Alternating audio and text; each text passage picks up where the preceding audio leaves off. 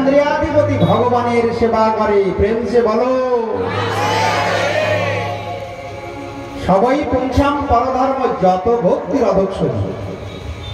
এছাড়া কোনো কিছুতে জীবের ঐকান্তিক মঙ্গল হবে না।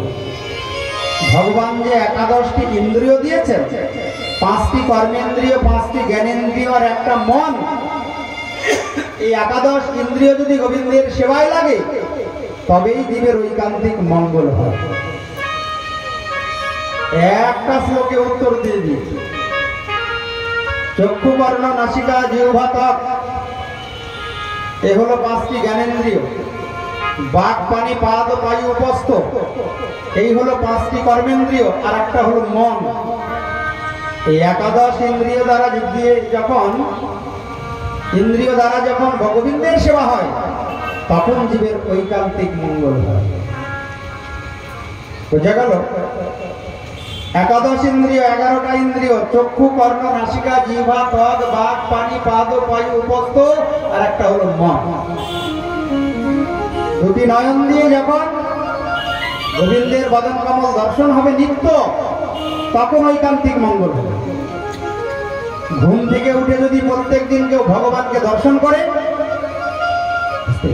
করে যদি প্রণাম করে, ঐকান্তিক মঙ্গল হবে। ঘুম থেকে উঠে সবার আগে ভগবানকেই দর্শন করতে হবে।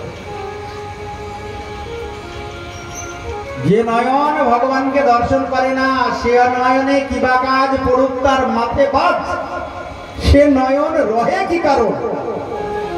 বলছে যে প্রত্যেকদিন গোবিন্দকে দর্শন করে না, তার মাথার উপরে বজ্রাঘাত পড়া দরকার, যে মরে যাওয়া দরকার।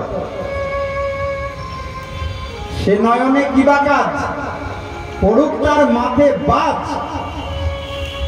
মহাজন বলছেন সে নয়ন রহে কি কারণ।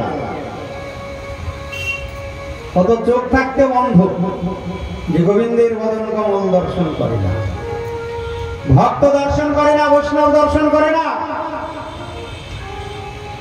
তার কখনো জীবনে মঙ্গল হয় না। তাই মঙ্গল যদি কেউ লাভ করতে চায়, সর্বাগ্রে মঙ্গলময় ভগবানকে দর্শন করে প্রণাম করতে হবে।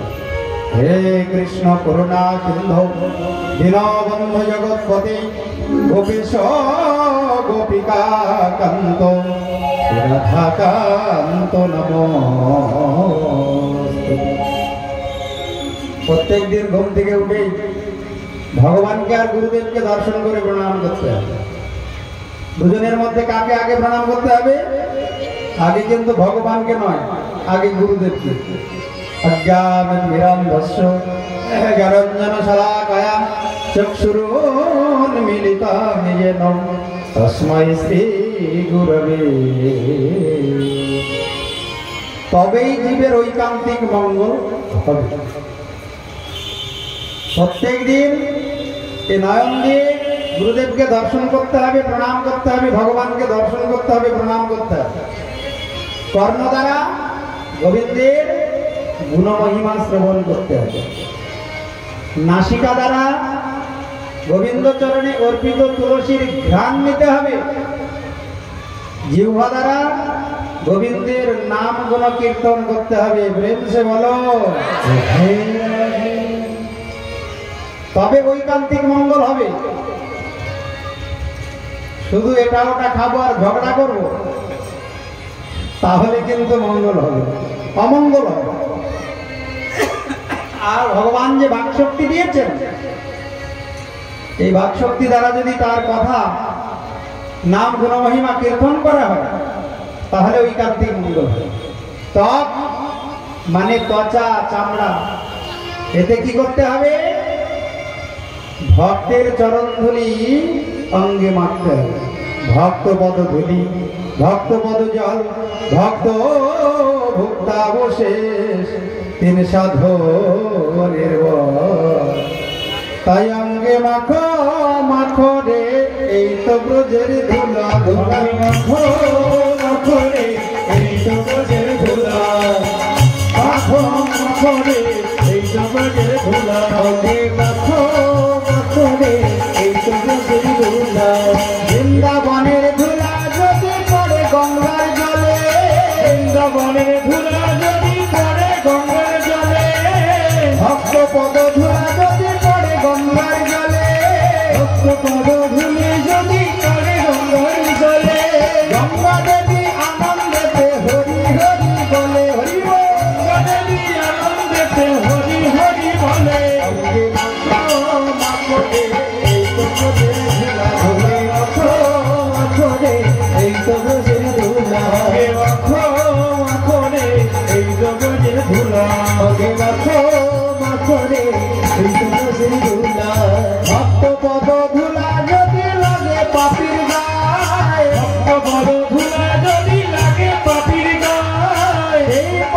মুক্ত হয়ে গোলক বৃন্দাবনে যায়, সেই পাপী মুক্ত হয়ে গোলক বৃন্দাবনে যায়। মাখো ধীরে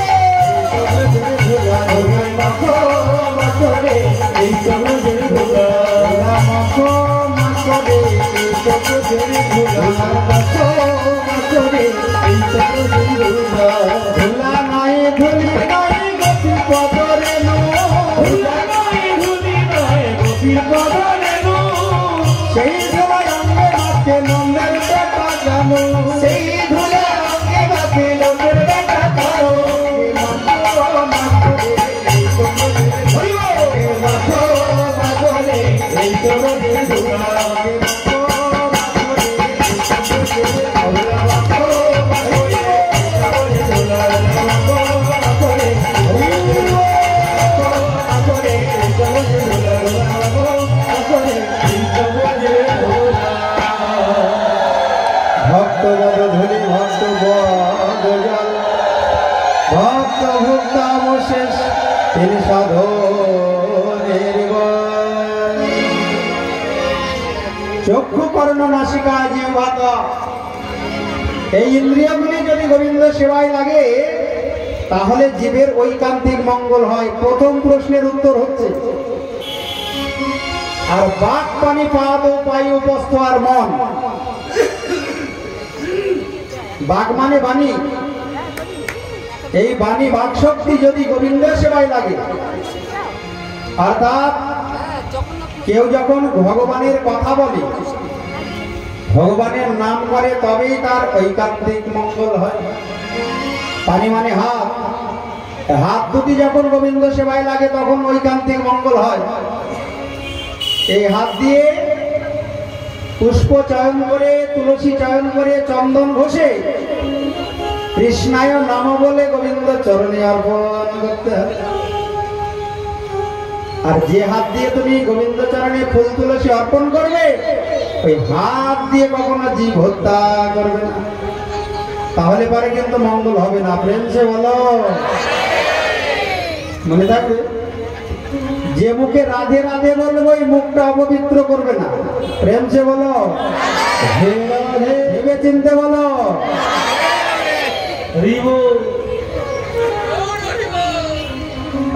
ওই মুখটা অপবিত্র করবে না, অসৎ কথা বলবে না, ওই মুখে ঝগড়া ঝামেলা করবে না, কাউকে দুঃখ দেবে না, ওই মুখে কখনো জীব হত্যা করে ভক্ষণ করবে না, ভগবানের প্রসাদ সেবা করবে।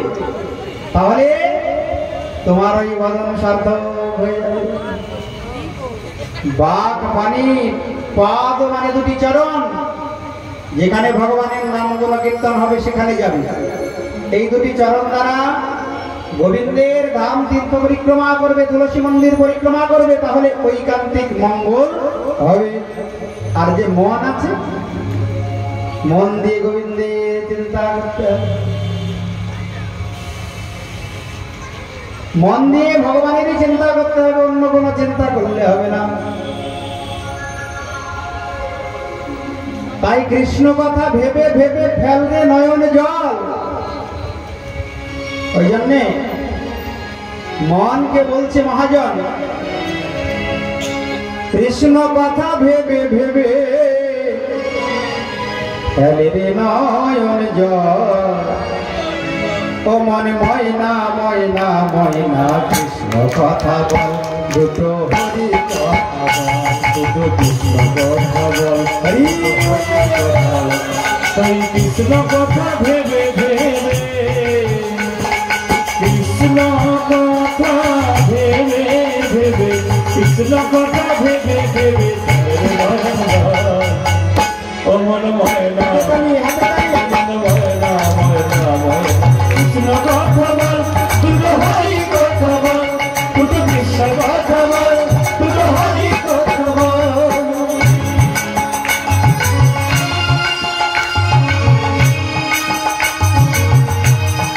রাধা রানীকে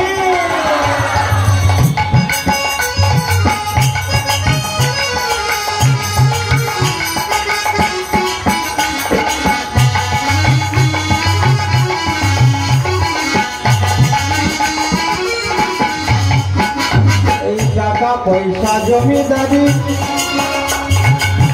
সবই যে তোর রবে পড়ি, এই টাকা পয়সা জমিদারি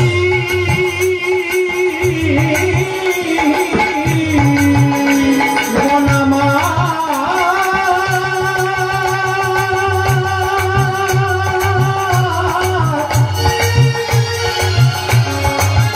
পাগল মন আমার, এই টাকা পয়সা জমিদারি একদিন সবই যে তোর রইবে পড়ি, শেষের দিনে এই হরি নাম, শেষের দিনে এই হরি নাম, বলো হরি হরি বল। শেষের দিনে এই হরি, এই শেষের দিনে এই হরি নাম হবে রে সম্ভব। অমন ময়না এই ময়না ময়না ময়না কৃষ্ণ কথা বল, হরি কথা বল, কৃষ্ণ কথা বল, হরি কথা বল।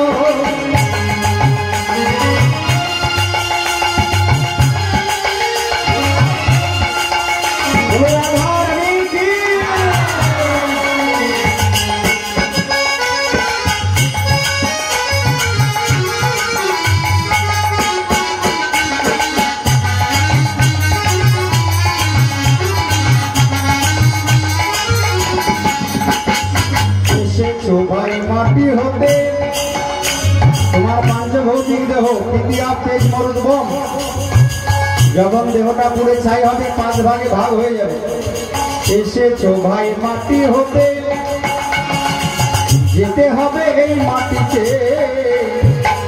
এসেছো ভাই মাটি হতে, তোমায় যেতে হবে এই মাটিতে।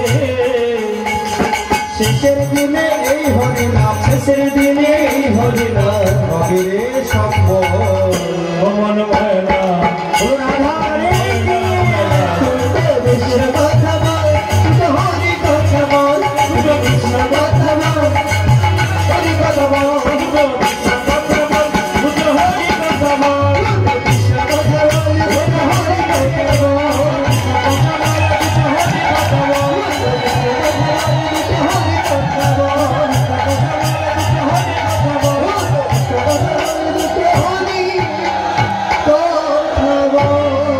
বলো কৃষ্ণচন্দ্র ভগবান কি জয়। এটাই জীবের ঐকান্তিক মঙ্গলের একমাত্র উপায়, ইন্দ্রিয়ের দ্বারা ইন্দ্রিয়াধিপতি ভগবানের সেবা। সৌনকাদি মুনিগণ প্রশ্ন করলেন, আচ্ছা ভগবান কতবার অবতীর্ণ হয়েছিল? সুধা গোস্বামীপাদ বললেন, শোনো, এই ভগবান 24 বার অবতারের কথা শাস্ত্রে পাওয়া যায়। 24 অবতারের কথা, ভগবানের 24 অবতারের কথা শাস্ত্রে পাওয়া যায়।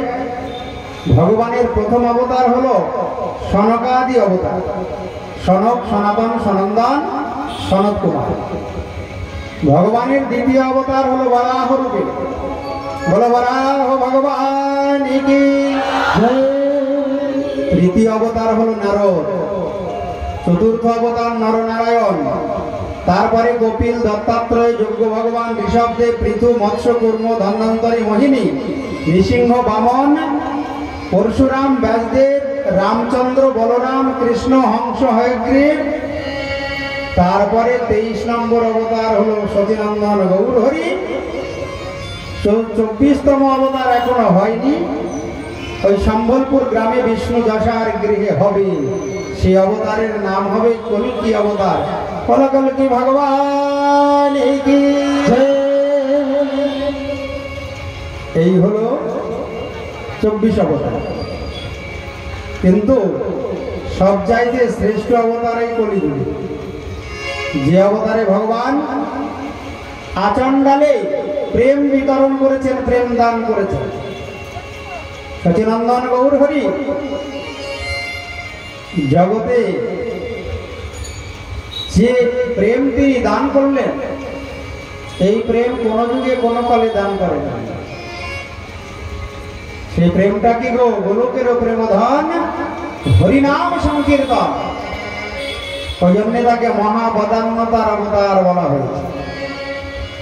নমো মহাবদান্যায় কৃষ্ণ প্রেম প্রদায়তে কৃষ্ণায় কৃষ্ণ চৈতন্য নাম্নে গৌরতিসে। ওই জন্য রূপ গোস্বামীপাদ কলিযুগ পবন অবতার সচিনন্দন গৌর হরিকে বদান্যতার অবতার বলেছেন। শুধু বদান্য নয়, মহাবদান্য। বদান্য কাকে বলে? বদান্য মানে দাতা, যার কাছে কিছু চাইলে পাওয়া যায়। আর যিনি না চাইতে দান করেন তাকে বলা হয় মহাবদান্য, মানে মহাদাতা। সচিনন্দন গৌর হরি কলিজীবকে অযাচিত ভাবে দান করেছেন। অযাচিত ভাবে যার প্রয়োজন আছে তাকেও দিয়েছে, যার প্রয়োজন নাই তাকেও তিনি দান করেছেন। প্রভু কহে নিত্যানন্দ, জীবে সব হইল অন্ধ, কেহ না পাইল হরিনাম। মোর নিবেদন তোরে নয়ন হেরিবে যারে, কৃপা করে লওয়াইবে না। নিতাই তুমি যাকে নয়নে দেখবে তাকেই এই প্রেম দান করবে, এই নাম দেবে। কৃত পাপী দুরাচার নিন্দুক পাষণ্ডিহার, কেহ যেন বঞ্চিত না হয়। যত বড় পাপী হোক, দেখুন আমার কলিযুগ পাবন অবতার সচিনন্দন গৌর হরি কত মহাবদান্যতার অবতার, কত বড় দাতা। নিত্যানন্দকে বলছেন কৃতপাপী দুরাচার নিন্দুক পাষণ্ডিহার, কেহ যেন বঞ্চিত না হয়। সামন বলিয়া ভাই জিরে যেন নাহি রাই, তারা সুখে যেন হরিনাম লয়। সমন বলিয়া ভয়, সমন মানে যমদূত। যমদূতের ভয় আর মৃত্যু ভয় যেন না থাকে, সব ভুলে যায়। তাদের কাছে যেন কখনো যমদূত না আসতে হয়। তারা যেন সবাই বলো বৃন্দাবনের পথযাত্রী হয়। প্রেম সে বলো, বলো সচিনন্দন গৌর হরি কি। ওই যুগে আমরা জন্মগ্রহণ করেছি মা, একটু ভাবতে হবে আমরা কত ভাগ্যবান ভাগ্যবতী। আবার জন্মটা হয়েছে বাঙালির ঘরে, পশ্চিমবঙ্গ।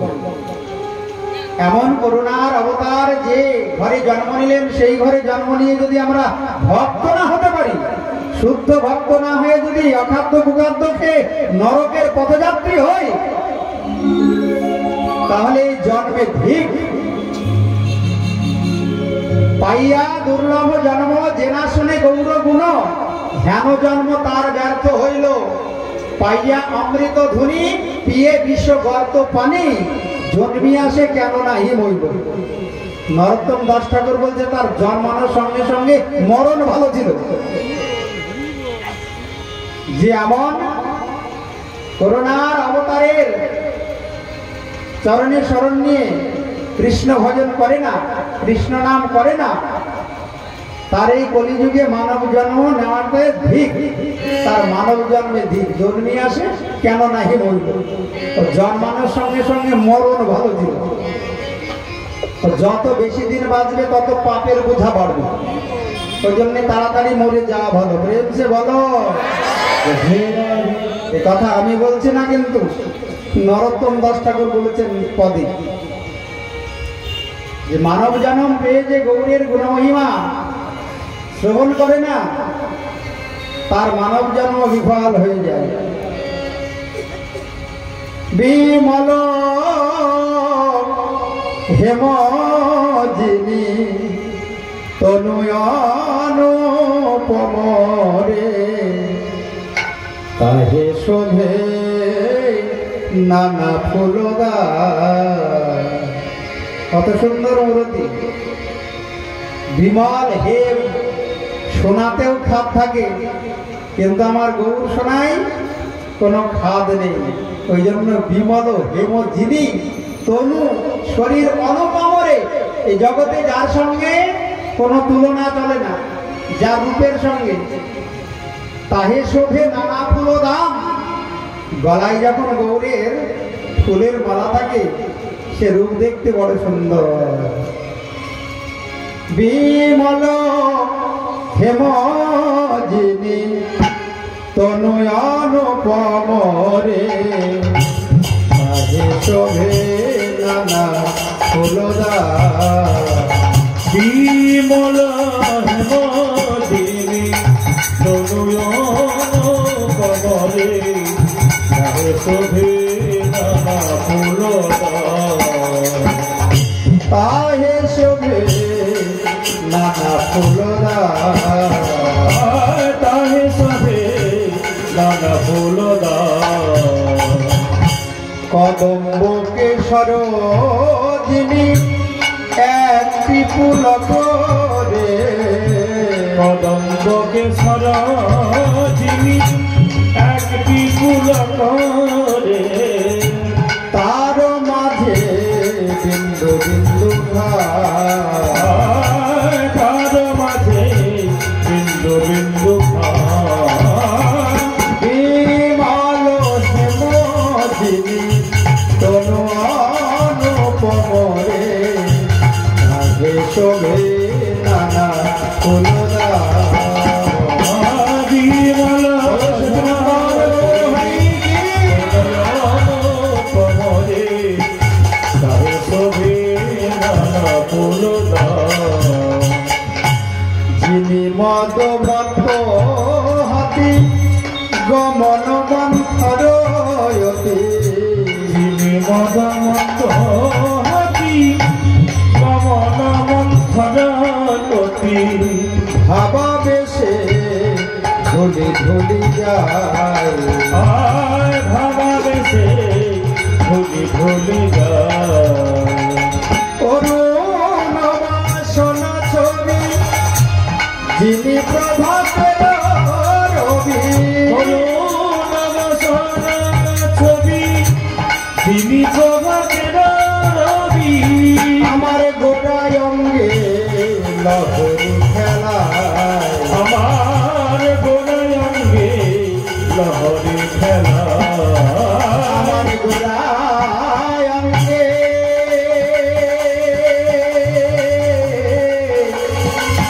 গোড়ায় অঙ্গে লহরি খেলায়। বলো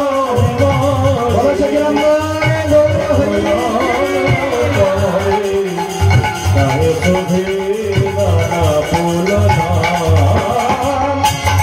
বিমল হেম যিনি তনয়ান পমরে তাহে শোভে নানা ফুলদা। বৃন্দাবন দাস ঠাকুর এই কীর্তনের রচয়িতা। যিনি ব্যাসদেব ছিলেন এই ভাগবতের রচয়িতা, তিনি কলিযুগে হয়েছেন বৃন্দাবন দাস ঠাকুর, চৈতন্য ভাগবতের রচয়িতা। ওই বৃন্দাবন দাস ঠাকুর গৌরের রূপের বর্ণন করছেন। চলিতে না পারে গোরা চাঁদ গোসাই রে। চলিতে না পারে গোরা চাঁদ গোসাই রে। বলিতে না পারে আয় বলিতে না পারে রাঘব। ভাবে আবেশ হইয়া হরি হরি বলাইয়া। আবেশ হইয়া হরি হরি বলাইয়া। আচন্দালে হরি যাইব গোরা আচন্দালে হরি যাইব।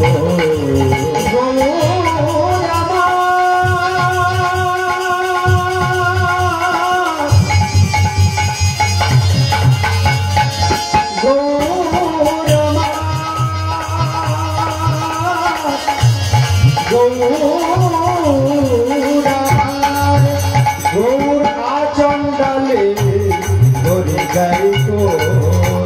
গৌর আচন্দালে হরি যাইব। বিমল হেম যিনি তনয়ান পমরে শোভে নানা ফুলদা।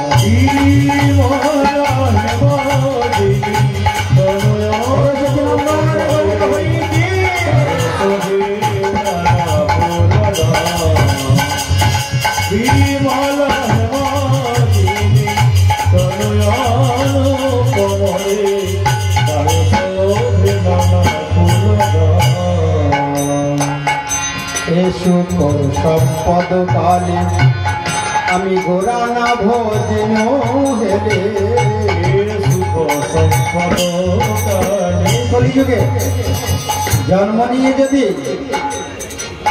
গৌর গুণমহিমা কীর্তন না করা যায়, গৌরের আনা হরিনাম সংকীর্তন যদি না করা যায়, তাহলে তার মানব জন্ম বিফল হয়ে যায়।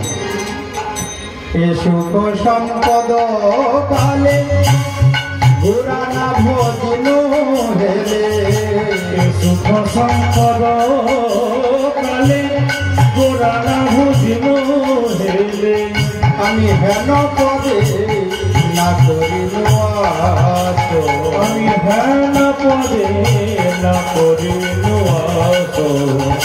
শ্রীকৃষ্ণ চৈতন্য চন্দ্র ঠাকুর শ্রী নিত্যানন্দ, কৃষ্ণ চৈতন্য চন্দ্র ঠাকুর নিত্যানন্দ গোরার গুণ গাই বৃন্দাবন দাস, গোরার গুণ গায় বৃন্দাবন দাস। গোরার গুণ গাই, গোরার গুণ গাই বৃন্দাবন দাস। বিমলা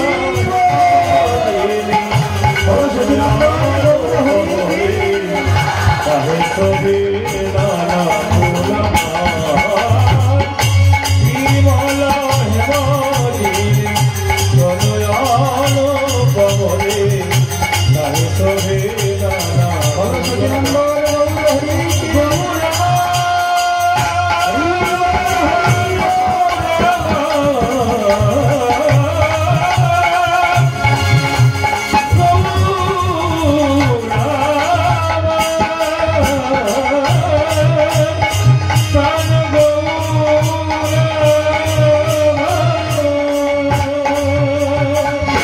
বিমল হেমালিনী তনয়ান কমলে কাহে শোভে নানা ফুলদার। বিমলা হেমালিনী জনয়ান কমলে কাহে শোভে নানা ফুলদার। তাই 23তম অবতার কলিযুগ পাবন অবতার সচিনন্দন গৌর হরি। দেবনীগণ 24তম অবতার এখনো হয়নি, কল্কি অবতার হবে। তাই ভগবান যতবার অবতীর্ণ হয়েছেন তার মধ্যে শ্রেষ্ঠ অবতার ব্রজেন্দ্রনন্দন কৃষ্ণ, আর ওই কৃষ্ণই হলেন সচিনন্দন গৌর হরি। এতে চাংশ কলাহ পংশ কৃষ্ণস্তু ভগবান স্বয়ং ইন্দ্রিয়ারি ব্যাকুলম লোকে মিলয়ন্ত যুগে যুগে। ভগবান অসুর মারণাদি লীলা যুগে যুগে করেছেন, কিন্তু সেই ব্রজেন্দ্রনন্দন কৃষ্ণই কলিযুগে এসে প্রেম দান করলেন। তাই কলির জীব বড় ভাগ্যবান ভাগ্যবতী। আচ্ছা সুধ গোস্বামী, আপনি বলুন এই ভাগবত কিভাবে জগতে এলো? কৃপা করে বলুন, আপনি যে ভাগবতের এত মহিমা কীর্তন করছেন, ভাগবত জগতে এলো কি করে? এই কথাটা আগে বলুন। মহর্ষি নন্দন উগ্রশ্রী বা সুধ গোস্বামী সৌনকাদি মুনিগণকে বলছেন, তাহলে এটা মন দিয়ে শুনতে হবে। একবার মহর্ষি কৃষ্ণ দ্বৈপায়ন বেদব্যাস, মহর্ষি কৃষ্ণ দ্বৈপায়ন বেদব্যাস ওই ব্রহ্মনদ্যাম সরস্বত্যম আশ্রম পশ্চিমে তটে ব্রহ্মনদী সরস্বতীতে স্নান করে তার নিকটে সৌম্যাপ্রাস নামক আশ্রমে বসে চিন্তা করছেন, আমি অনেক গ্রন্থ রচনা করেছি কিন্তু আমার মনে আনন্দ নেই কেন? হঠাৎ সেখানে দেবর্ষিবাদ নারদ এসে বললেন, ব্যাসদেব তোমার মনে আনন্দ থাকবে কি করে? তুমি তো আনন্দময় ভগবান শ্রীকৃষ্ণের কথা লীলা কথা রচনা করনি। আনন্দ পেতে গেলে আনন্দময় ভগবান শ্রীকৃষ্ণের কথা লীলা কথা রচনা করতে হবে। পুরাণ উপনিষদ রচনা করেছ, মহাভারত লিখেছ, বেদকে 4 ভাগে ভাগ করেছে, কিন্তু ন তথা বাসুদেবস্য মহিমা অনুবর্ণিত। কোথাও ভগবান বাসুদেবের লীলা কথা রচনা করেন। তাই আনন্দ যদি পেতে হয় তাহলে আনন্দময় ভগবান শ্রীকৃষ্ণের কথা যুক্ত একটি গ্রন্থ রচনা করে, আর আনন্দময় ভগবান শ্রীকৃষ্ণের ভক্ত সঙ্গ করো। প্রেম সে বলো, যে যেমন সঙ্গ করবে সে তেমন আনন্দ আস্বাদন করবে। তাই কৃষ্ণ ভক্তের সঙ্গ করলে, সাধু সঙ্গ করলে জীবনে আনন্দ পায়। এই দেখো আমি এত আনন্দে আছি কেন? আমি পূর্বজন্মে দাসী পুত্র ছিলাম, আর ওই গৃহস্থের গৃহে আমার মা দাসী বৃত্তি করতেন, আর ওই জমিদার গৃহস্থের গৃহে সাধুরা আসত।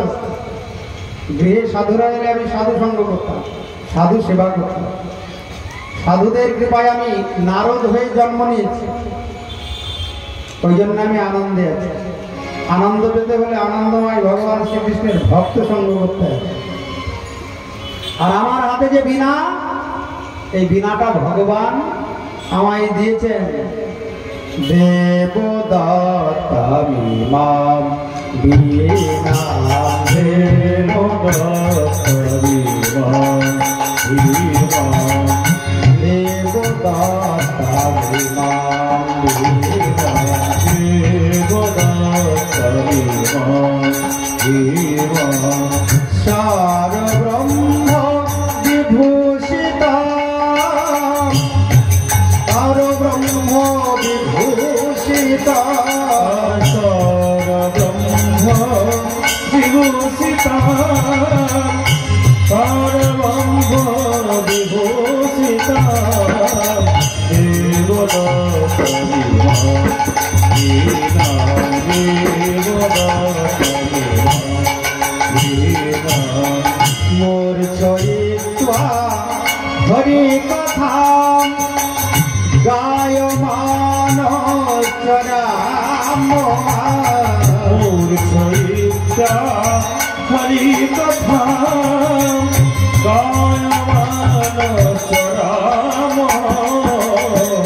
দেবদত্তমিমাম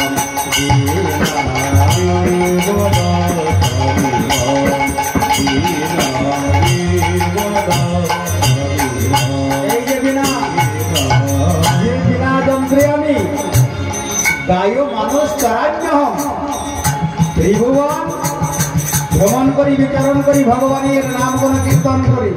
এই বিনাটা ভগবানই আমায় দান করেছে। দেবদত্তাম ইমাম, ওই জন্য ভগবানের ভক্ত হলে, কৃষ্ণ ভক্ত হলে সব মনের অভিলাষ পূর্ণ হয়ে যায়। প্রেম সে বলো, যার তার ভক্ত হলে কিন্তু হবে না, কৃষ্ণ ভক্ত হতে হবে। তাই ব্যস্তে তুমি ভগবানের লীলা কথা যুক্ত গ্রন্থ রচনা করো। ব্যাসদেব বলছেন আমি জ্ঞান কোথায় পাবো, কি দিয়ে লেখা শুরু করবো? দেবর্ষিপাদ নারদ তখন চতুশ্লোকী ভাগবত তত্ত্ব জ্ঞান ব্যাসদেবকে প্রদান করলেন।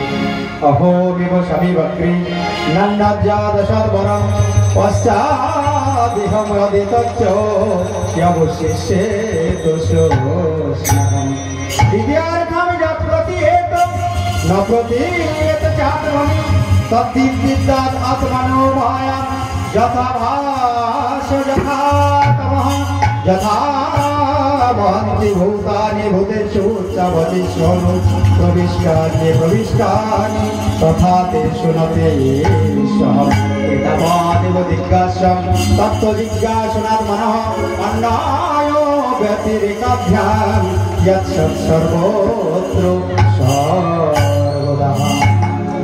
বলো চতুশ্লোকী ভগবান কি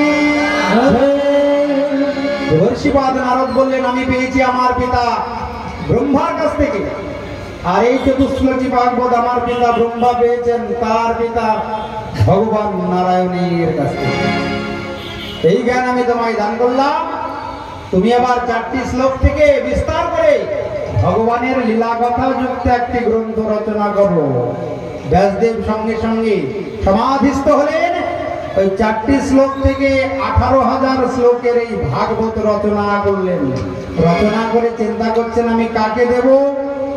আমার যদি একটা পুত্র হতো, সন্তান হতো, তাহলে আমি এই ভাগবত জ্ঞানটাকে প্রদান করতাম। ভগবানের ইচ্ছায় ব্যাসদেবের পত্নী বিটিকার গর্ভে রাধারানীর পোষা আদরের সুখ পাখি ওই সুখদেব রূপে জন্ম নিল। আর মাতৃগর্ভে ছিল 12 বছর।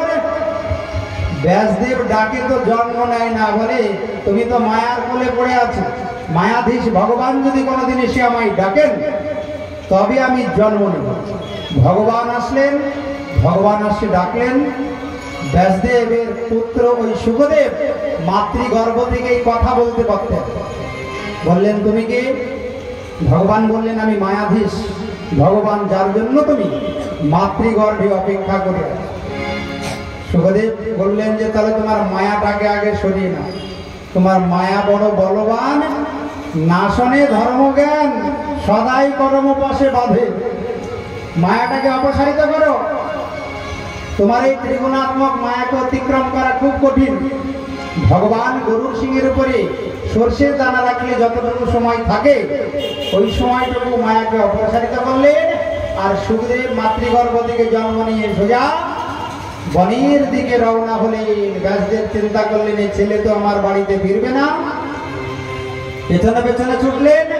দেবর্ষিপাদ নারদ এসে বললেন ব্যাস আমি তো তোমার গুরুদেব, যখন শিষ্য বিপদে পড়ে তখনই গুরুদেব তার সামনে এসে দাঁড়ায়। প্রেম সে বলো, এক কাজ করো, ওই পুত্রকে ফিরিয়ে আনতে হলে ভগবানের লীলা কথা শোনাও। এছাড়া পরমহংস কুল প্রদীপ ওই সুখদেব ফিরে আসবে না গৃহে। ভগবানের চিন্তা, ব্রহ্ম চিন্তায় ডুবে আছে। ব্যাসদেব কয়েকজন শিষ্যকে পাঠালেন বনের মাঝে, যাও আমার পুত্রকে ফিরিয়ে আনো, আমি ভাগবত পড়াবো। এই ভাগবত তত্ত্বজ্ঞান অন্য কেউ পারবে না লাভ করতে, শ্রৌত পন্থাতে এই জ্ঞান লাভ করতে হবে। শিষ্যরা বনের মাঝে গেলেন, গিয়ে এবার ভগবান শ্রীকৃষ্ণের রূপের গুণের মহিমা কীর্তন করা শুরু করলেন। বরহা পিড়াম নাটবার বহু করিনায় করিনিকার বিভ্রাজ ভাস কনক গোপীশম বৈজয়ন্তীং চ মালা রন্ধ্রান বেণু রধর সুধয়া পুরায়ণ গোপবৃন্দৈ বৃন্দারণ্যম শপথ রমণ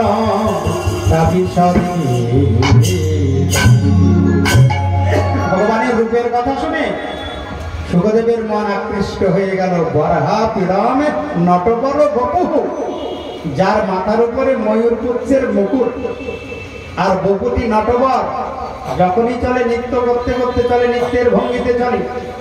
কর্ণায় কর্ণিকারম, দুটি কর্ণে একটা মাত্র কুণ্ডল, পরিধানে পীতবাসন, গলায় বৈজয়ন্তী ফুলের মালা, আবার রন্ধ্রান বেণুর অধর সুধয়া পুরয়ন গোপবৃন্দৈ, বেণু বাদন করতে করতে গোপ গোপীদের মনোহর মন হরণ করে গোধেনু নিয়ে বৃন্দাবনে প্রবেশ করছে। রূপে মন আকৃষ্ট হয়ে গেল। ওই রূপ যে একবার দর্শন করবে তারই মন আকৃষ্ট হয়ে যাবে। ওই রূপের কথা যে একবার শুনবে তার মনে আকৃষ্ট হয়ে যাবে। যেমন রাধারানী ওই রূপ দর্শন করেই পাগলিনী হয়েছিল। এরূপ হেরইন মধুর মরতি সখী প্রীতি রসের সার, হেন লাই মনে এতিম ভুবনে তুলনা নাহি গো, তুলনা নাহি গো। আমি কি দেখলাম জানিস? ওই বড় বিনোদিয়া চূড়ার টালুনি, কপালে চন্দন চাঁদ, যিনি বিভুবন বদন সুন্দর ভুবন মোহন,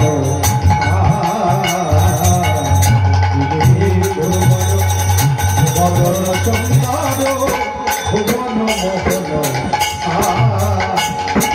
আমি এখনই দেখে এলাম, আমি এখনই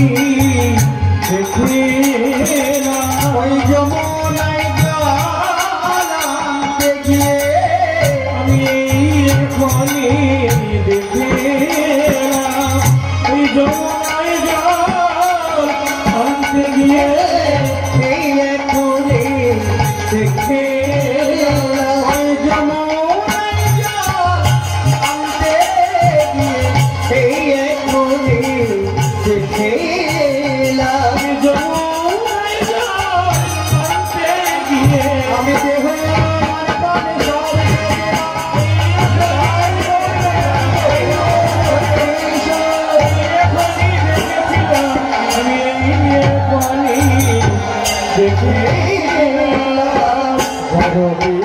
নদিয়া চূড়াবো টালুনি কপালে চন্দনা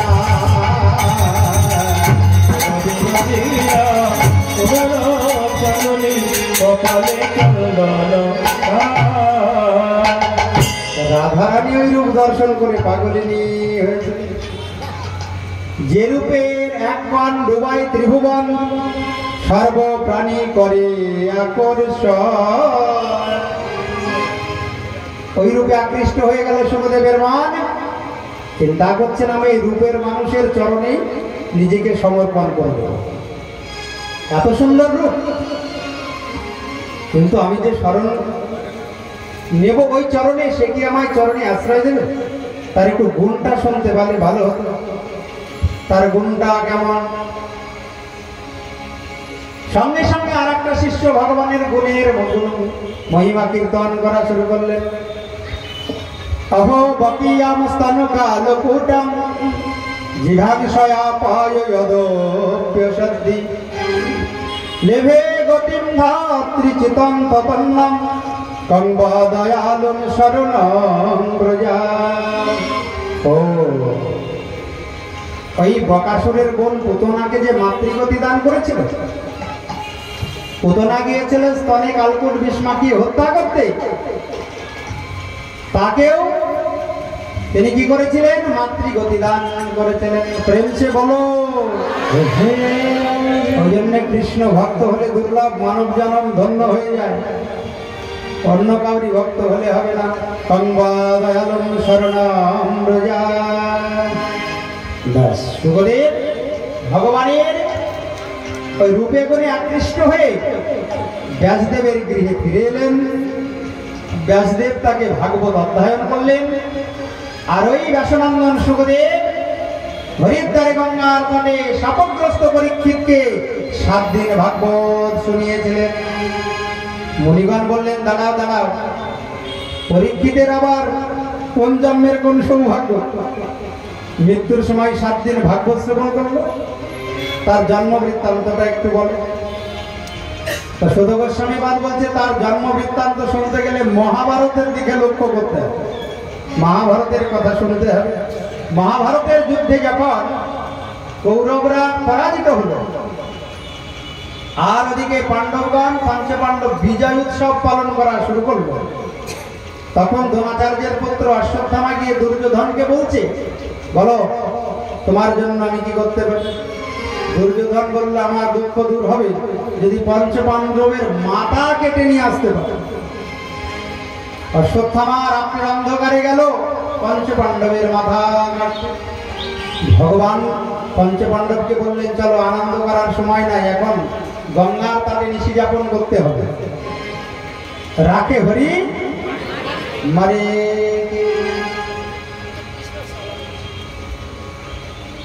তুমি তো রাখিবে যারে, কে তারে মারিতে পারে, তব ইচ্ছা বশ ত্রিভুবন। ভগবান পঞ্চপাণ্ডবকে ডেকে নিয়ে চলে গেলেন।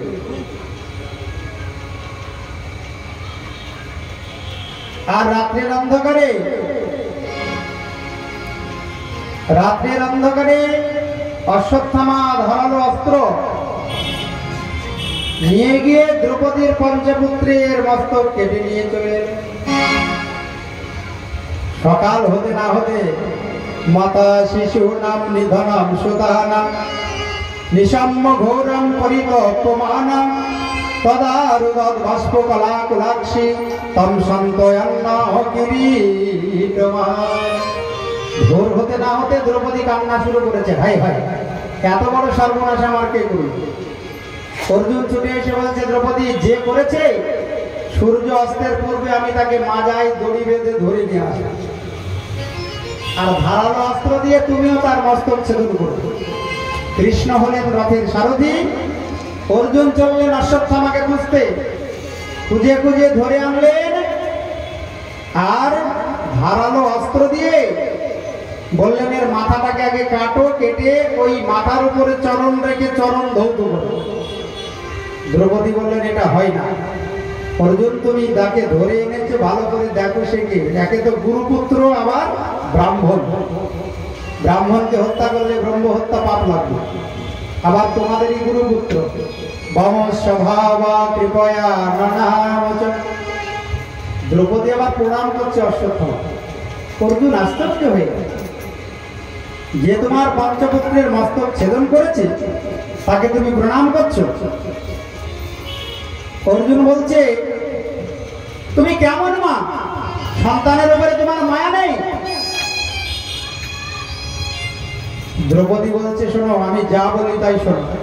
মুচ্যতাম মুচ্যতাম এসো ব্রাহ্মণ নিতরামে গুরু। ছেড়ে দাও, ব্রাহ্মণ সবার গুরু। ওই জন্য ব্রাহ্মণকে হত্যা করতে নাই, হত্যা করলে মহাপাপ হবে। ভগবান দ্রোণ প্রজা রূপেণ বর্ততে তস্যাৎ মনোরধম পদ্মাস্তে নান্যগাদ বিরসু কৃপি। দেখো আমি তো মা, আমার সন্তান বিয়ে হয়েছে বলে আমার যেমন কষ্ট হচ্ছে, আমি যদি ওই অশ্বত্থামাকে হত্যা করি তাহলে তার মা কৃপি ওই দ্রোণাচার্যের পত্নীও দুঃখ পাবে।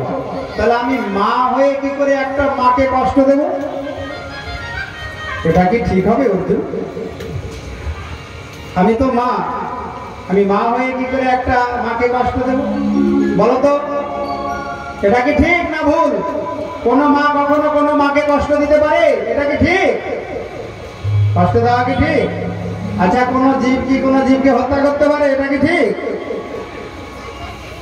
তোমাকে হত্যা করলে যেমন কষ্ট হবে, অন্যকে হত্যা করলে তো তেমনই কষ্ট হবে। তাই কখনো জীব হত্যা করতে নাই, জীব হত্যা মহাপাপ। দ্রৌপদী বলছেন আমি মা হয়ে কি করে দ্রোণাচার্যের পত্নী অশ্বত্থামার মা ওই কৃপি তাকে দুঃখ দেব? তাই ছেড়ে দাও, ছেড়ে দাও। এখন যুধিষ্ঠির এসে বললেন এক কাজ করো, এইভাবে ছাড়া ঠিক হবে না, কৃষ্ণকে ডাকো। কৃষ্ণ বিচারক হবেন, তিনি যা বিচার করবেন তাই হবে। ভগবান শ্রীকৃষ্ণ এসে পড়েছে বিপদে। ভগবান যদি বলে হত্যা করো, ব্রহ্ম হত্যা পাপ তো কৃষ্ণের লাগবে। কৃষ্ণ বললেন এক কাজ করো, ব্রহ্মবন্ধুর নহন্তব্য আততাই বধারহন ময়ৈব ভয় আপনাতম পরিপাহ্যানুশাসনম।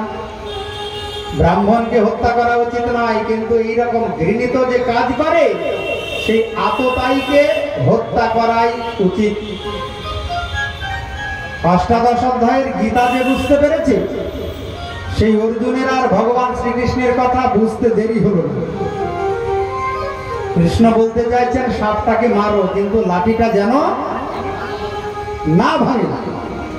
সঙ্গে সঙ্গে অর্জুন ধারালো তরবারি দিয়ে সর্বসমক্ষে ওই অশ্বত্থামার মস্তক মুন্ডন করে দিল। সর্বসমক্ষে মস্তক মুন্ডন করলে মৃত্যুর সমান শাস্তিযোগ্য। ওই অপমানের প্রতিশোধ নেবার জন্য অর্জুনের পুত্র অভিমন্যু, অভিমন্যুর পত্নী উত্তরার গর্ভে যখন ওই রাজা পরীক্ষিত, তখন ব্রহ্মাস্ত্র নিক্ষেপ করলেন ওই অশ্বত্থামা। যেই ব্রহ্মাস্ত্র ছুটে আসছে গর্ভস্থ শিশুকে হত্যা করার জন্য, সঙ্গে সঙ্গে উত্তরা ভগবানের চরণে শরণ নিলেন। পাহি মা পাহি পাহি মহাযোগিন দেব দেব জগৎপতে নন্দম তদ ভয়ম পশ্যে যত্র মৃত্যুর্বরস্পরম। প্রভু তুমি আমায় রক্ষা করো, রক্ষা করো। এই বিপদের সময় বিপদ ভঞ্জন মধুসূদন বিনে আমার রক্ষাকর্তা কেহ নাই। ভগবান হঠাৎ লক্ষ্য করছেন উত্তরা তাকে ডাকছে। পাহি পাহি মহাযোগেন দেব দেব জগৎপতে, রক্ষা করো প্রভু। ভগবান সঙ্গে সঙ্গে অদৃষ্ট পরিমাণ রূপ ধারণ করে উত্তরার গর্ভে প্রবেশ করলেন। শঙ্খ চক্র গদা পদ্ম ধারণ করে ওই গর্ভস্থ শিশু পরীক্ষিতকে ভগবান রক্ষা করেছিলেন। ওই জন্য পরীক্ষিতের বড় ভাগ্য, মাতৃগর্ভেই ভগবানের সঙ্গে সাক্ষাৎ হয়েছে। ওই পরীক্ষিতের জন্ম হলে পরীক্ষিত আর ভগবানকে ভুলতে পারেন, বারবার ওই রূপের কথা মনে পড়ে। যাকে ডাকে তাকেই পরীক্ষা করে, ভালো করে তাকিয়ে থাকে, চেয়ে থাকে, তুমি কি সেই যাকে আমি মাতৃগর্ভে দেখেছিলাম? এইভাবে পরীক্ষা করতে করতে নাম হয়ে গেল পরীক্ষিত মহারাজ। বলো পরীক্ষিত মহারাজ কি। ভগবান চিন্তা করলেন আমি দ্বারকায় যাব, অনেক সময় হয়ে গেল, আমাকে দ্বারকা যেতে হবে। রথে উঠেছেন, সঙ্গে সঙ্গে কুন্তি দেবী ছুটতে ছুটতে আসছেন। নমস্যে পুরুষম তদ্দম ঈশ্বরম প্রকৃতে পরম অলক্ষ্যম সর্বভূতানাম অন্তর্বহিরবস্থিতম। তুমি যেও না আমাদেরকে ছেড়ে কৃষ্ণ। ভগবান বললেন পিসিমা, কৌরব পাণ্ডবদের যুদ্ধের তো অবসান হয়েছে, তোমরা তো জয়ী হয়েছে, যুধিষ্ঠির রাজা হয়েছে, তুমি হয়েছে রাজমাতা, এখন আমায় বিদায় দাও, আমি যাই। কুন্তি বলছেন আমি তোমায় বিদায় দেব না। কেন? না, তুমি ছাড়া জগতে আমাদের আপন বলতে কেহ নাহি, কেউ নাই, তুমি একমাত্র জন্ম জন্মান্তরের আপন। বলো কৃষ্ণচন্দ্র ভগবান কি। তুমি ছাড়া জগতে আপন কেউ নাই, তাই তুমি আমাদের ছেড়ে যেও না। ভগবান বলছেন পিসিমা, হে পাণ্ডব জননী, তুমি আজকে যা চাইবে আমি তাই দেব, বলো কি চাও? কুন্তি বললেন দেবে তো কৃষ্ণ? তাহলে জগতে যত দুঃখ আর বিপদ আছে তুমি আমায় দাও। বিপদঃ সন্তনঃ শস্যৎ তত্র তত্র জগৎ গুরু ভবত দর্শনম যৎসৎ অপুনর্ভব দর্শনম। ভগবান বলে সবাই আমার কাছে গিয়ে সুখ চায়, তুমি দুঃখ চাইলে, তুমি বিপদ চাইলে। কুন্তি বললেন তুমি হলে বিপদ ভাঞ্জন মধুসূদন। ভক্তের জীবনে যখন দুঃখ বিপদ আসে তখন তুমি ভক্তকে কৃপা করো, নিকটে থাকো, আর যখনই ভক্তের জীবনে দুঃখের অবসান হয় তখন তুমি ভক্তকে ছেড়ে চলে যাও। হে কৃষ্ণ, আমি সেই সুখ চাই না যে সুখে তোমায় হারাতে হয়, আমি সেই দুঃখ সেই বিপদ চাই যে দুঃখ বিপদে তোমাকে নিকটে পাওয়া যায়। প্রেম সে বলো।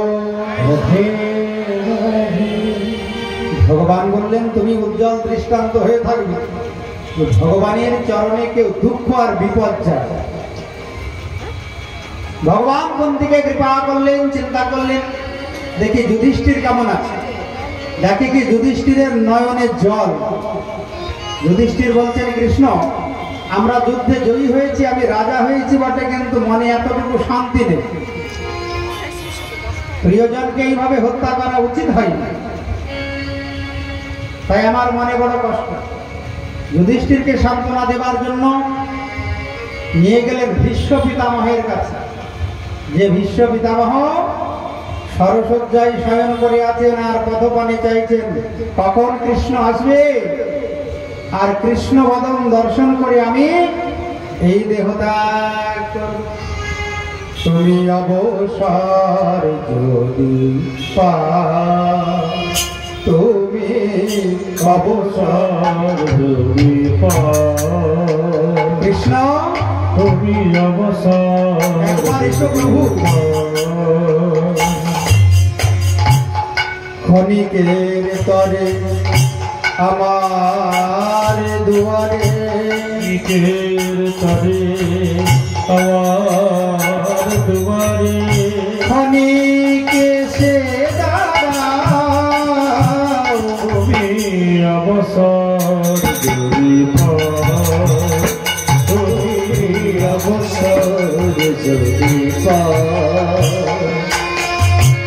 নয়নে আমার শ্রাবণের ধারা ধরে, মোছায়ে করুণ কমলে নয়নে আমার শ্রাবণের ধারা ঝরে দাও গো মোছায়ে করুণ কমল করে হৃদয় আকুল নয়ন ব্যাকুল হৃদয় আকুল নয়ন ব্যাকুল অকুলে কুলমিতা তুমি অবসর কৃষ্ণচন্দ্র ভগবানের অধিকের তরে আমার দুয়ারে অধিকের তরে আমার দুয়ারে তুমি গেছে তারা তুমি অবসর করি তুমি অবসর করি তুমি অবসর করি প্রভু এসো, তুমি কৃপা করে আমার পথপানে একবার এসে দাঁড়াও। আমি দুনয়ন ভরে তোমায় দর্শন করি। বিশ্বদেব সরসজ্জায় শয়ন করে ভগবানের পথপানে চেয়ে আছে। আর ভগবান শ্রীকৃষ্ণ যুধিষ্ঠিরকে সঙ্গে নিয়ে এসে উপস্থিত হলেন।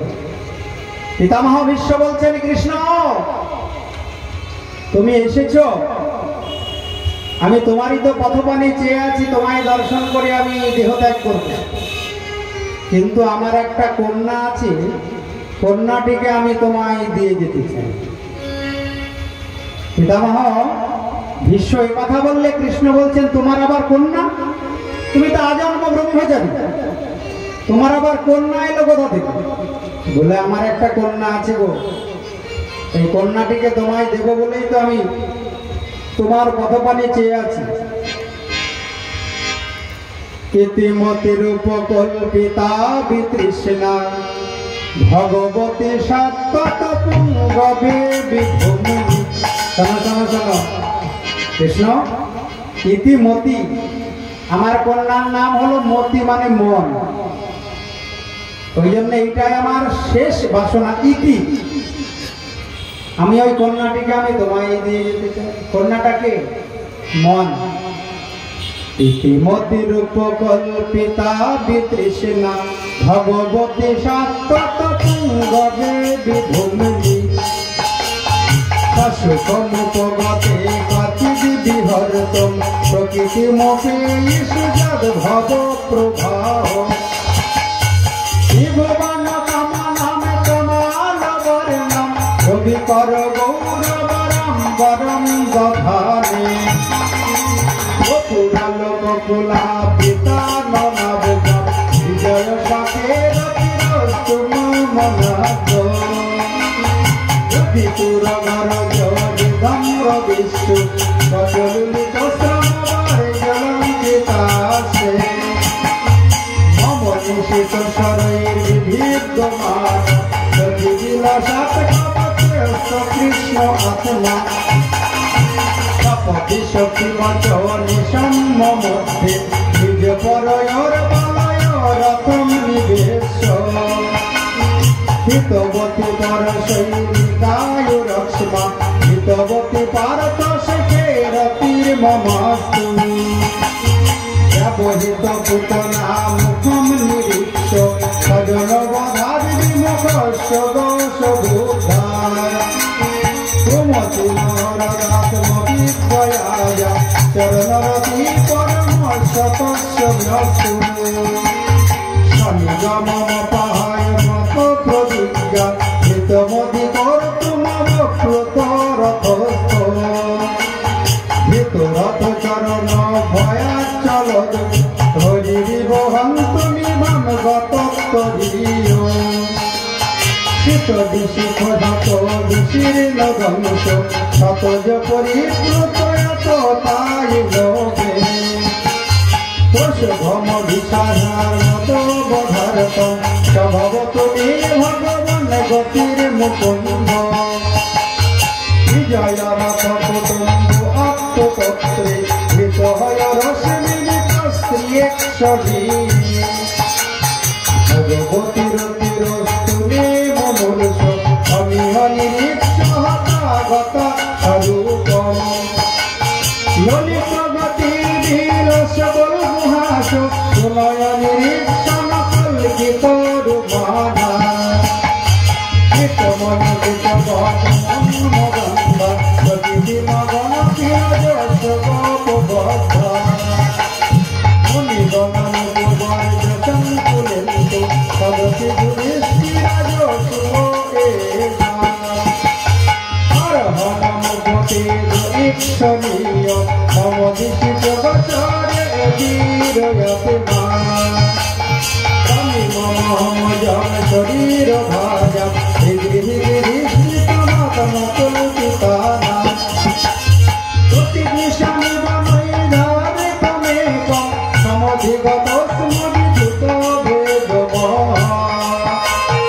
একমতির প্রকল্পিতা বিতৃষ্ণা ভগবতী সংগত তুঙ্গবে বিভুগ্নি একমতির প্রকল্পিতা বিতৃষ্ণা ভগবতী সংগত তুঙ্গবে বিভুগ্নি শাশুতম প্রগাতে গতি বিহরতুম প্রকৃতি রূপে ঋষিজদ ভব প্রবাহ একমতির প্রকল্পিতা বিতৃষ্ণা ভগবতী সংগত তুঙ্গবে বিভুগ্নি ভগবতী সাত্বত তুঙ্গবে বিভূমিনী ভগবতী সাত্বত তুঙ্গবে বিভূমিনী বল পিতামহ বিশ্বদেবী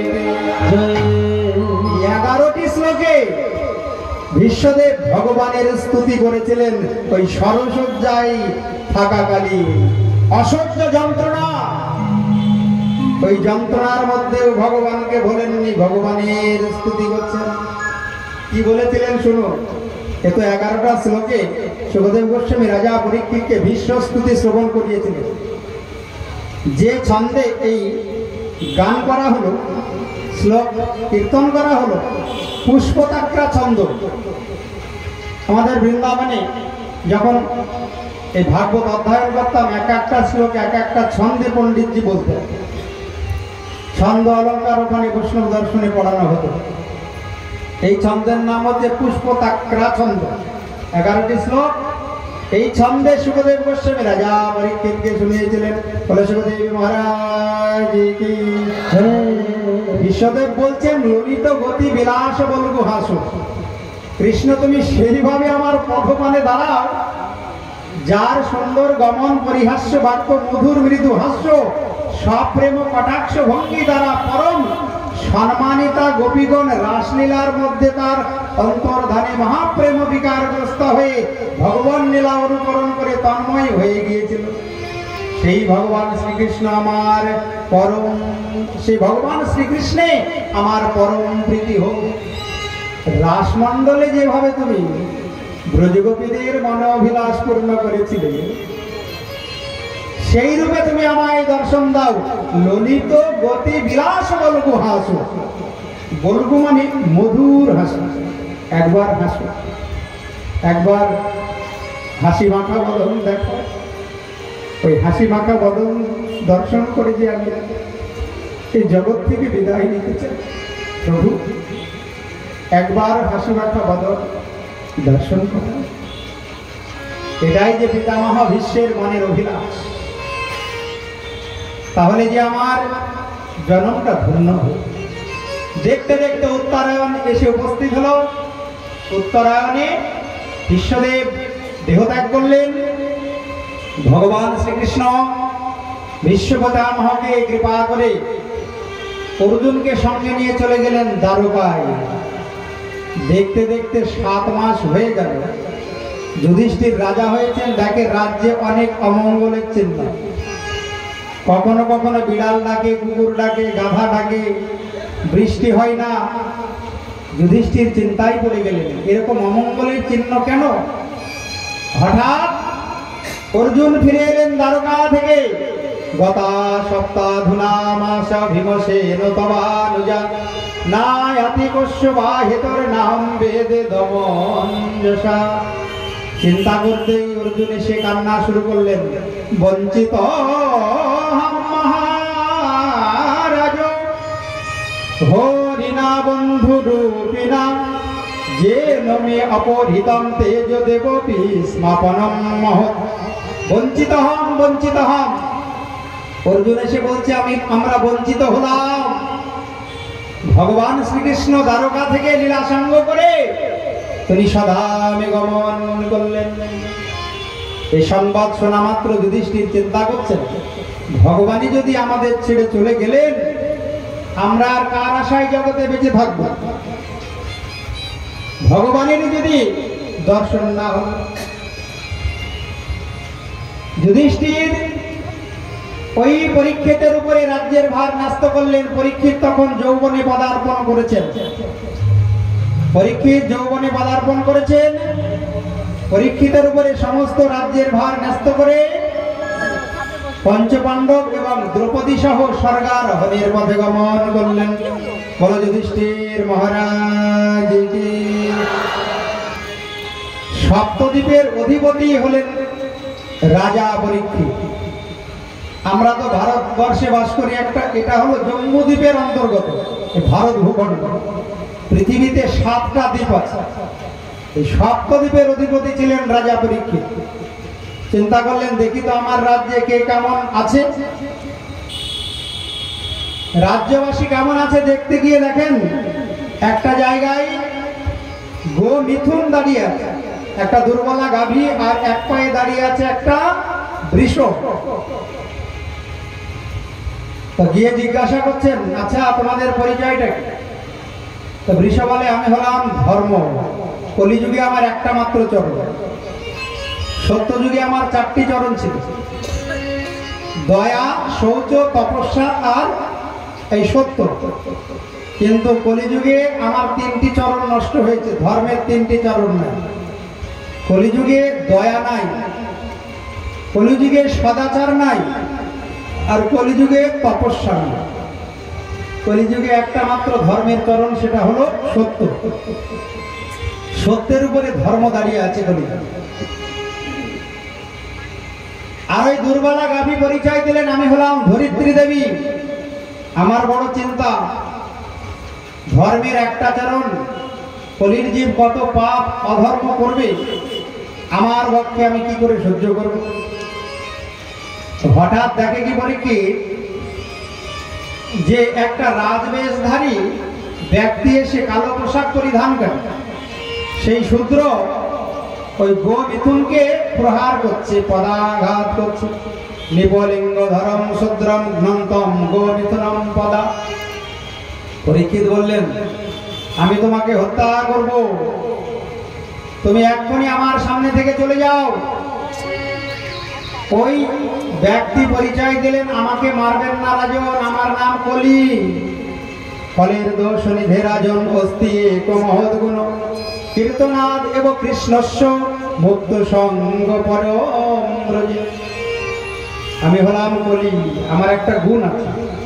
এই যুগে যে যত বড় পাপী অপরাধী হোক না কেন, যদি হরিনাম সংকীর্তন করে সমস্ত পাপ থেকে উদ্ধার হয়ে সে ভগবানের নাম গোলক বৃন্দাবনে চলে যায়। ওই জন্য আমাকে হত্যা করবেন। পরীক্ষিত চিন্তা করলেন, কলির তো গুণ আছে। একটা মানুষের কি সবই দোষ? সব দোষ থাকবে, কিছু তো গুণ থাকবে। দোষে গুণে গড়ায় এই জগতের মানুষ। পরীক্ষিত চিন্তা করতে যাক, কলির অনেক দোষ, কিন্তু একটা তো গুণ আছে। বলো তুমি কি চাও? কলি বললেন, মহারাজ আমার একটু থাকার জায়গা স্থিত দাদা তস্ময় স্থানানি কলয়ে দদক দূতম পানম স্ত্রীয় শোনা যত্রা ধর্মশ্চতুর্বিধ। মহারাজ পরীক্ষিত কলিকে 4টি জায়গা দিলেন। দূতম, যেখানে জুয়া খেলা হয় সেখানে থাকবে। পানম, যেখানে মদ্যপান হয়। স্ত্রীয় মানে যেখানে অবৈধ স্ত্রী সঙ্গ হয়। আর যেখানে জীব হত্যা হয় সেখানে তুমি থাকবে। এই জগতে যে যত অধর্ম করবে তার হৃদয় তত পাষাণ হয়ে যাবে। যে যত জীব হত্যা করবে কলিযুগে তার হৃদয়টা তত পাপে অপরাধে পাষাণ হয়ে যাবে। তাই কলিযুগে কখনো অধর্মের আশ্রয় নিতে নাই, জীব হত্যা করতে নাই। জীব হত্যা মহাপাপ। দূতম পানম স্ত্রী ও সোনা যাত্রা ধর্ম। পানম মানে মদ্যপান শুধু নয়, চা পান করলেও অধর্ম। অনেক সম্প্রদায় চা খায়। মন দিয়ে এবার শোনো, মহাপ্রভু 4টি মাত্র সম্প্রদায়কে স্বীকার করেছিল। শ্রী ব্রহ্মরুদ্র সনক। এই 4 সম্প্রদায়ের বাইরে যারা গুরু হয়েছে তাদেরকে মহাপ্রভু স্বীকার করেনি। আউল বাউল কর্তা ভজা নেড়া দরবেশ সাই সখী ভেকি চূড়াধারী স্মার্ত জাত গোসাই। কিছু সম্প্রদায় আছে কলিযুগে শাস্ত্র বহির্ভূত কথা বলে। বলে কি চা পান করো। চা খেলে কি হয়? চায়ের মধ্যে নিকোটিন নামক বিষাক্ত পদার্থ থাকে, ওই জন্য নেশা হয়। যারা ভক্ত তারা ভগবানকে না দিয়ে কিছু খায় না। তাহলে তুমি যদি চা খাও তাহলে ভগবানকে কি করে বিষ দেবে? ওই জন্য যারা শুদ্ধ ভক্ত তারা কখনো চা পান করে না। চা খাওয়া যাবে না, ওর মধ্যে কলি আছে। অনেক সম্প্রদায় আছে চা খায়, সকালবেলা উঠে 1 গ্লাস বলে লাল চায়ে দোষ নেই। তাহলে দুধে কি দোষ হলো? আমি এক বাবাজিকে ধরেছিলাম, আপনি যে প্রসাদ ভোজি বলছেন, তাহলে চাটা তো ভগবানকে দিলেন, বলছে কি করে দেবো? গরম তুলসী পাতা দেওয়া যাবে না, তাহলে দুধটা কি করে দেন?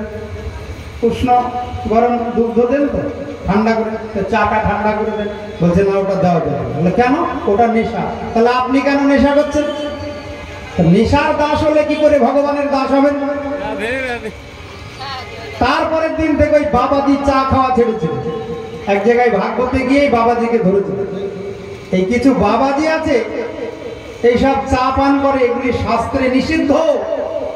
দূতম পানম স্ত্রী সোনা যাত্রা ধর্ম চতুর্বিধ।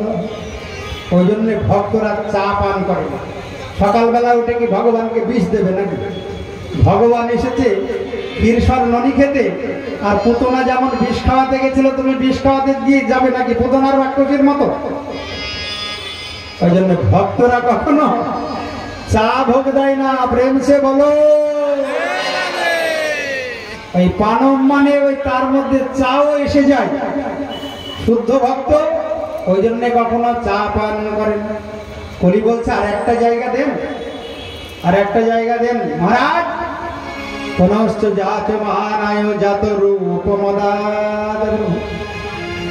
সুবর্ণ মানে অবৈধ উপায়ে উপার্জিত ধন, তার মধ্যে কলিকে জায়গা দিলেন। আর মহারাজ পরীক্ষিত জরাসন্ধের ওই সোনার মুকুটটা পরে গেলেন মৃগয়া।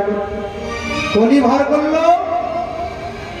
এবার তৃষ্ণার্ত বিপাসিত হয়ে শ্রমিক মুনির গলায় মৃত সর্প জড়ালেন।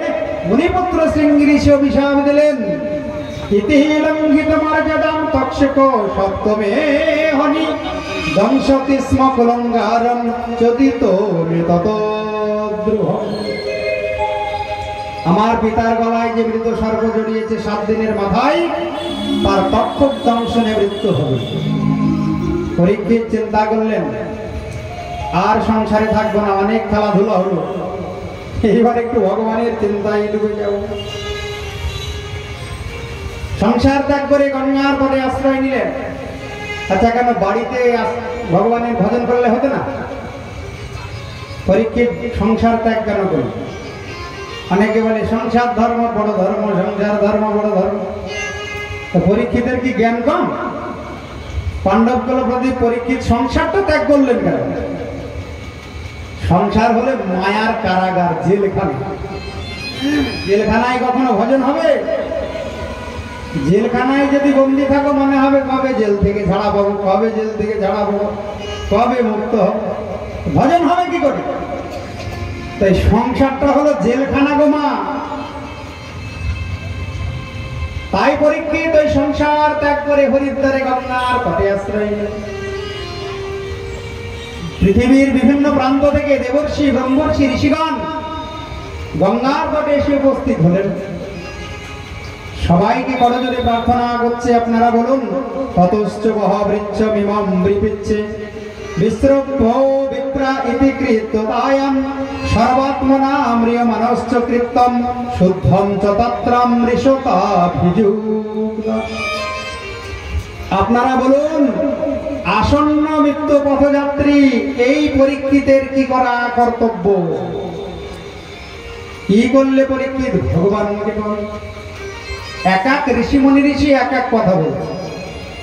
হঠাৎ সেখানে ব্যাসনন্দন সুখদেব এসে উপস্থিত হলেন। তত্রাভব ভগবান ব্যাসপুত্র, তত্রাভব ভগবান ব্যাসপুত্র, অলক্ষলিঙ্গ নিজ লাভ তুষ্ট, অলক্ষলিঙ্গ নিজ লাভ তুষ্ট। তত্রাভব ভগবান ব্যাসপুত্র, তত্রাভব ভগবান ব্যাসপুত্র, তত্রাভব ভগবান যদি ছায়া জামট মানপেক্ষা, যদি ছায়া মতমান পেশা, তত্রাভব ভগবান ব্যাসপুত্র, তত্রাভব ভগবান ব্যাসপুত্র, তত্রাভব ভগবান ব্যাসপুত্র। সেখানে ভগবান ব্যাসদেবের পুত্র সুখদেব হয়ে আবির্ভূত হল, এসে উপস্থিত হলেন। সুত গোস্বামী সৌনকাদি মুনিগণকে বলছেন, না সুখদেব নয়, ভগবান এসেছেন। কেন? শরণাগত পরীক্ষিতকে রক্ষা করার জন্য। কেন আসবেন না? এই পাণ্ডব কুলে যারা জন্ম নিয়েছে তাদেরকে পদে পদে ভগবান রক্ষা করেছেন। প্রেম সে বলো। ওই যে ওই জন্যে কোন ভক্ত বংশে ভক্ত বলে জন্ম নিলেও জন্মটা ধন্য হয়ে যায়। তাই ভগবান ব্যাসপুত্র, ভগবান শব্দ প্রয়োগ হয়েছে এখানে। সুখদেব রূপে ভগবান এলেন। অলক্ষলিঙ্গ নিজ লাভ তুষ্ট, অলক্ষলিঙ্গ নিজ লাভ তুষ্ট, তস্য বালৈরব ভূত বেশ, বালৈরব ভূত বেশ, তত্রাভব ভগবান ব্যাসপুত্র, সুখদেব মহারাজ কি ভগবান ব্যাসপুত্র। দেখতে 16 বছর বয়সের যুবকের মতো, কিন্তু অলক্ষলিঙ্গ, নিঝলাভ দুষ্ট, আত্মারাম আত্মকাম, নিজের আত্মাতেই তিনি রমণ করেন, ভগবানের চিন্তায় ডুবে আছেন। মুখে যেন কিছু বলছি, সর্বক্ষণ ভগবানের নাম করছে। দিগ্বসন পরিহিত। দিগ্বসন মানে পরিধানে কোনো বসন নাই, চতুর্দিক পূর্ব পশ্চিম উত্তর দক্ষিণে দিগ্বসন, আর কিছু বস্ত্র নাই। অলক্ষলিঙ্গম নিজলাভতুষ্ট ভৃতস্থ বালের অবধূত বেশ, অবধূত বেশে ভ্রমণ করছে। বালক গণে পরিকৃত ছোট ছোট বালকরা ধুলো দিচ্ছে, আর হই হই হই হই করে পাগল বলে সবাই পেছনে পেছনে ধাবিত হচ্ছে। গঙ্গার তটে উপস্থিত হতে এই ঋষিমণি ঋষিরা বলেন, পরীক্ষিত, ওই যে চলে এলো তোমার জীবন পথের পথ প্রদর্শক, আইডিয়াল গাইড গুরুদেব, তুমি তার চরণে শরণ নাও, জনম ধন্য হয়ে যায়। তাড়াতাড়ি করে পরীক্ষিত উঠে গিয়ে হাত ধরে এনে সিংহাসনে বসালেন। সিংহাসনে বসিয়ে পাদ্যোর্ঘ দিয়ে সেবা করলেন। পাদ্যোর্ঘ দিয়ে সেবা করে করজোড়ে প্রার্থনা করছেন, গুরুদেব আপনি বলুন, কৃপা করে বলুন, মৃত্যু পথযাত্রী জীবের এই পরীক্ষিতের কি করা কর্তব্য? স্বাগতম গুরুদেব, সুস্বাগতম গুরুদেব, স্বাগতম গুরুদেব, সুস্বাগতম গুরুদেব, স্বাগতম গুরুদেব, গুরুদেব ভগবান কি সুস্বাগতম সুস্বাগতম শরণাগতম গুরুদেব, সুস্বাগতম সুস্বাগতম শরণাগতম গুরুদেব, সুস্বাগতম গুরুদেব, শরণাগতম গুরুদেব, স্বাগতম গুরুদেব, শরণাগতম গুরুদেব। গুরু পূজা শুরু করলেন বাসানন্দন সুখদেব মহারাজ। আজকে ভাগবতের এইখানেই পাই বিশ্রাম, আর 2-3 মিনিট আছে। ভাগবত শ্রবণ করলে আগেই বলেছি গুরু প্রণামী দিতে হয়। কয়েকজন ভক্ত যাচ্ছে, আপনারা জায়গায় বসেই ভাগবতকে প্রণামী দিয়ে দেবেন। কয়েকজন ভক্ত যাচ্ছে, আপনারা জায়গায় বসেই প্রণামী দিয়ে দেবেন, কেন এখানে অনেক ভিড় হয়ে যাবে। যাও কেশব, কয়েকজন ভক্ত যাচ্ছে এই দিক থেকে, কয়েকজন মা যাচ্ছে, আপনারা জায়গায় বসে ভাগবত প্রণামী দিয়ে ভাগবত শ্রবণের পূর্ণ ফল লাভ করবেন। স্বাগতম গুরুদেব, সুস্বাগতম গুরুদেব, স্বাগতম গুরুদেব, এই যে সুস্বাগতম গুরুদেব, সুস্বাগতম সুস্বাগতম শরণাগতম গুরুদেব, সুস্বাগতম সুস্বাগতম শরণাগতম গুরুদেব, স্বাগতম গুরুদেব, শরণাগতম গুরুদেব, সুস্বাগতম গুরুদেব, শরণাগতম গুরুদেব, সুস্বাগতম গুরুদেব ভগবান কি শরণাগতম গুরুদেব, সুস্বাগতম সুস্বাগতম শরণাগতম গুরুদেব, স্বাগতম গুরুদেব, বসুন, শরণাগতম গুরুদেব, বসুন, এখনো কথা শেষ হয়নি, বসুন।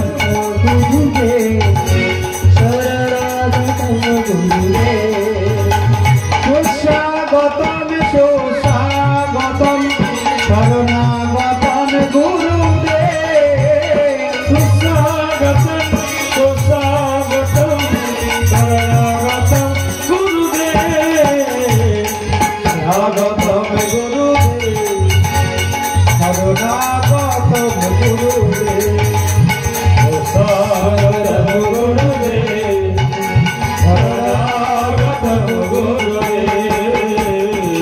স্বাগতম গুরুদেব, শরণাগতম গুরুদেব।